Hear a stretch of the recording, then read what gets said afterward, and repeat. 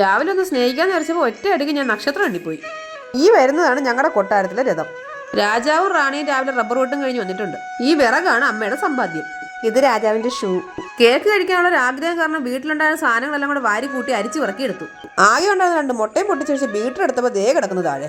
ഒരുവിധം എല്ലാം ശരിയാക്കി മുട്ടയും പഞ്ചസാരയും പാലും ബട്ടറും പാൽപ്പൊടിയും എല്ലാം കൂടി ചേർത്ത് നന്നായിട്ട് അടിച്ച് മിക്സ് ആക്കി എടുത്തു. മിക്സ് ചെയ്തുകൊണ്ടിരുന്ന സമയത്ത് തന്നെ ശീതു എണീറ്റ് വന്നു. പിന്നെ അവളെയും കയ്യിൽ വെച്ചിട്ടുള്ള സർക്കസ് ആയിരുന്നു ബാക്കി നടന്നത് മുഴുവൻ. അതിനിടയ്ക്ക് മാവിനകത്തും കൈയിട്ടു. എനിക്ക് പിന്നെ പണ്ടേ ഭയങ്കര ബുദ്ധിയും ഓർമ്മയായതുകൊണ്ട് കഴിഞ്ഞ പ്രാവശ്യം കേക്ക് ഉണ്ടാക്കിയപ്പോൾ ഓവന്റെ പ്ലഗ് അടിച്ചു പോയ കാര്യം ഞാനങ്ങ് മറന്നുപോയി. നമ്മൾ എവിടെ പരിപാടി അവതരിപ്പിച്ചാലും ഇത് തന്നെയാണല്ലോ. വീട്ടിലെ കഴിക്കോലും ഒഴിച്ച് ബാക്കിയുള്ള സാധനം എല്ലാം കൂടെ വാരിട്ട് കത്തിച്ച് കണലാക്കി. ബിരിയാണി ചെമ്പ് ഇറക്കി വെക്കുന്ന പോലെ ഇറക്കി വെച്ചിട്ട് മണ്ടയിൽ പാത്രം വെച്ചിട്ട് മുകളിൽ കനലിട്ട് നിരത്തി. അമ്മ വെക്കുന്ന കനലിട്ട് ചുട്ടെടുക്കാൻ ചക്കക്കുരു ആണോന്ന് 100% എനിക്ക് ഉറപ്പുണ്ടായിരുന്നു കേക്ക് പാളീന്ന്. അമ്മ പറയാ വെളിവും വെള്ളിയാഴ്ച അല്ലാതെ കേക്ക് ഉണ്ടാക്കി ഇറങ്ങി ഇങ്ങനെ ഇരിക്കുന്നു. അവസാനം കേക്ക് കഞ്ഞിയാവുമെന്ന് മനസ്സിൽ വിചാരിച്ചുകൊണ്ട് തുറന്ന എന്റെ ബാല്യം പകച്ചുപോയി മക്കളെ, പകച്ചുപോയി. കഞ്ഞി സ്വപ്നം കണ്ടവന് മട്ടൻ ബിരിയാണി കിട്ടിയൊരവസ്ഥ.